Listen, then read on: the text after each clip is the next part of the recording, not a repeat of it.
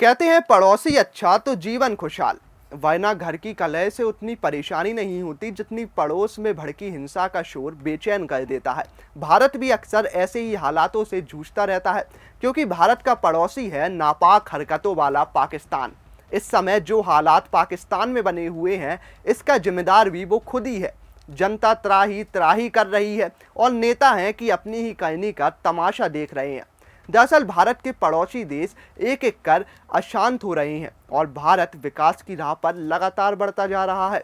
वहीं भारत के पड़ोसी मुल्क पाकिस्तान, नेपाल, बांग्लादेश, सभी जगह अराजकता और सत्ता पलट का माहौल है। एक वक्त था जब अमेरिका की मदद से तालिबान को अपनी ज़मीन से खदेड़ने वाला अफगानिस्तान फिर से एक बार तालिबान के कब्जे में है। तब तालिबान का हिमायती पाकिस्तान बना था और उसने टीटीपी जैसे संगठन को पनपने दिया। अब वही टीटीपी पाकिस्तान के लिए गले की फांस बन चुका है। अमेरिका और चीन से हर बात में समर्थन की उम्मीद ने बांग्लादेश की आवाम के मन में भी अपनी सरकार के प्रति गलत रवैया पैदा कर दिया और जिसका खामियाजा जनता को चुकाना पड़ रहा है।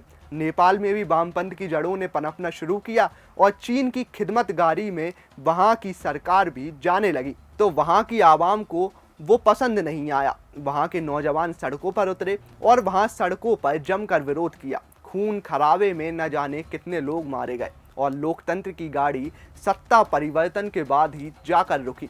सबसे पहला निशाना श्रीलंका बना था, जिसका ऐसा ही हाल हम सब ने देखा। इसकी वजह भी चीन ही रहा। ऐसे में या तो पाकिस्तान समर्थित कट्टरपंथी ताकतें या फिर चीन की दखल अंदाजी, यही तो ऐसी चीज़ें रही हैं जिन्होंने भारत के पड़ोसियों को अशांत किया है। रही सही कसर अमेरिका की शांत राजनीतिक घुसपैठ ने पूरी कर दी, क्योंकि अमेरिका अंदर ही अंदर इन देशों में चीन की तैयार जगह हथियाने के लिए प्रयास करता रहा और इसकी जड़ें धीरे धीरे ही सही अब गहरी होती जा रही थी, जिससे चीन की बेचैनी बढ़ गई और फिर दोनों देशों के बीच जारी द्वंद्व का असर इन देशों को झेलना पड़ा। अगस्त 2021 में जब तालिबान ने काबुल पर कब्जा किया, तो दुनिया में जो देश सबसे ज़्यादा खुशी से झूम रहा था वो था नापाक पाकिस्तान।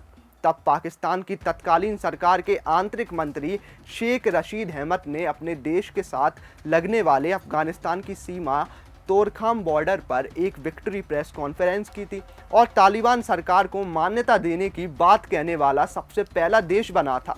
उस समय पाकिस्तान के प्रधानमंत्री इमरान खान थे, जो अभी अपने ही देश में सलाखों के पीछे ढकेल दिए गए हैं।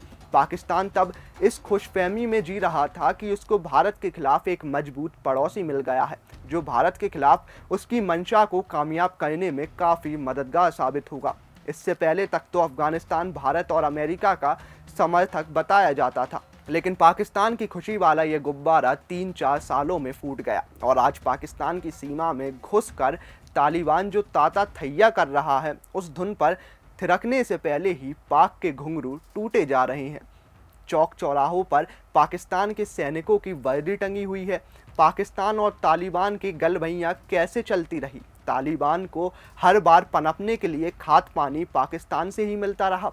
तालिबान जब अफगानिस्तान की सत्ता में लौटा तो पाकिस्तान को लगा था कि अब उन्हें तालिबान की मदद मिलेगी, लेकिन हुआ इससे विपरीत ही। पाकिस्तान में पला टीटीपी और ज़्यादा मजबूत होता चला गया। फिर चाहे बेनजीर भुट्टो की हत्या हो, मलाला पर हमला हो या पेशावर में आर्मी पब्लिक स्कूल पर हमला हो, सब में टीटीपी का नाम पहले ही सामने आ चुका था। लेकिन पाकिस्तान में फिर भी इसे पनपने के लिए खूब खाद पानी दे रहा था।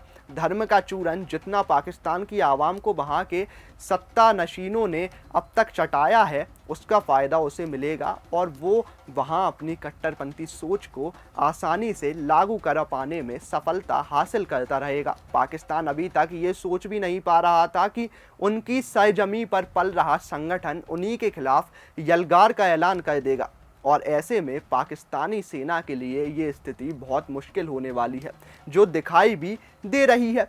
तो आज जो हालात पाकिस्तान के हैं, उसका जिम्मेदार वो खुद है, जिसका खामियाजा मासूम जनता को भोगना पड़ रहा है। सीधी सी बात है, गलत हमेशा गलत होता है, उसे किसी भी एंगल से सही नहीं कहा जा सकता। तो इस पर आपकी क्या राय है, हमें कमेंट करके ज़रूर बताएं। वीडियो अच्छी लगी हो तो लाइक करें, शेयर करें और चैनल को सब्सक्राइब करना ना भूलें। वीडियो अच्छा लगा हो तो लाइक कीजिए, शेयर कीजिए और कमेंट बॉक्स में हमें ज़रूर बताइए।